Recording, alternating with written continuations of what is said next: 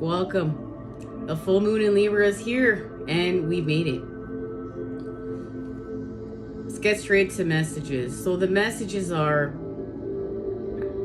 we're in a time of balance. We're balancing through the center point, the extremes of the dark and the light, the in-between.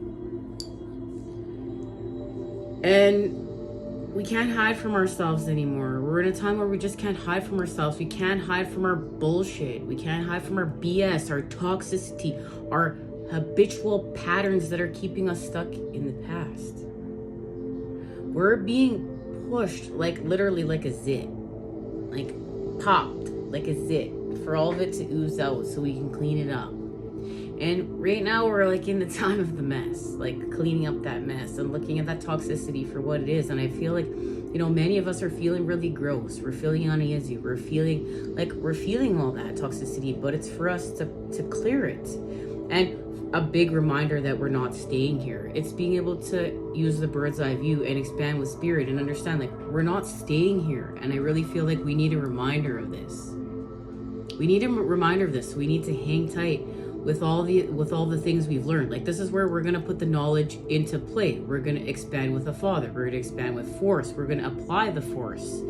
This is so important right now to understand that now is the time to apply the force on what you know, on how to break free, on how you're seeing how to break free from what you need to break free from. And it's not hiding from the truth.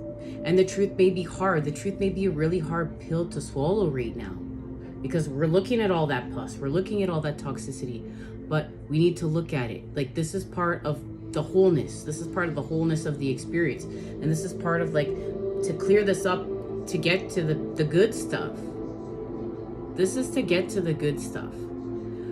And we're really being put forth in situations, in spaces and places where we're like literally having mirrors held up to us.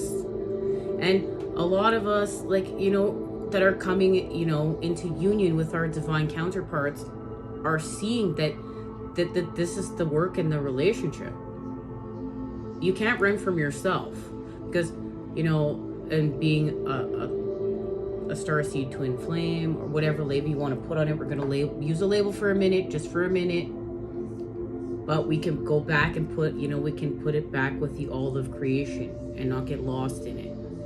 But just to understand that we've been, you know, our twin is us, and we are just seeing that, you know, to come into union with your twin, you're coming into union with yourself. You can't run from yourself. And it's the work. It's doing the work. It's expanding your soul with your spirit. So if you're a twin joining in, we know we're doing the work now. We're at the point now where we're doing the work. We're doing the real mission work. And it's like, you know, and it's okay. And I'm going to even use different words. It's not to say what we were doing before wasn't, because this is healing with the whole story. We have to heal with the whole story and to understand like there's levels to it. And this allows us, like, this is where we be humble. We have to be humble for where everyone is at on their part of their path, on their spiritual quest. Hold space for them. We hold space for them with love. We understand, like, now we're at different levels and we're doing different things, and we're really being put forth at a time to hold ourselves as to where to be accountable.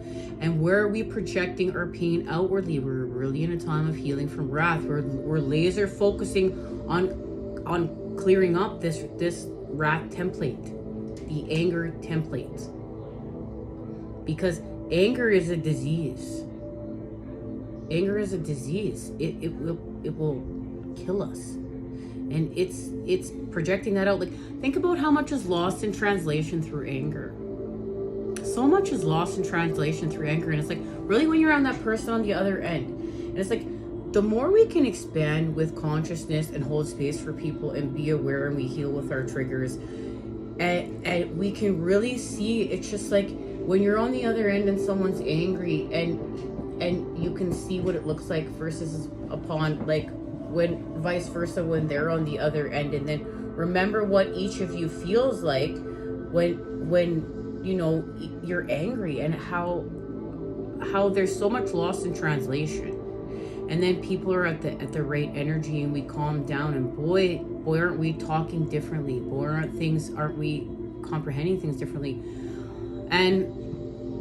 But but we're still honoring everything as part of the whole. Okay, we're not gonna go, like, we don't have to get stuck in anger. We're gonna honor it for what it is, so that we can heal from it. We can heal with it, with the experience of it. It's like, you know, too, we can get caught up in that beating ourselves up for being angry. We're not gonna beat ourselves up for the angry. That can be part of the patterning that we are removing right now. And this is the time that we're in. And we got a message. This has something to do with message in a bottle, okay? And we're getting a message in a bottle, and it's connected to the beach and sand, okay? This is going to resonate differently for all of us. There's going to be a connection to this, and this has to do with being able to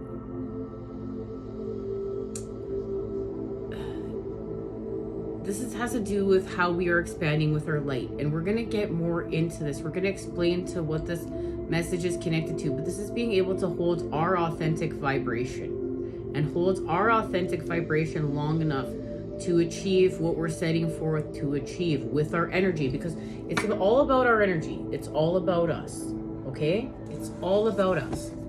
Okay, now we're going to expand off this with the tarot, and a brand new tarot, and it's the Sacred Web Tarot Deck and Guidebook, brand new, never been used.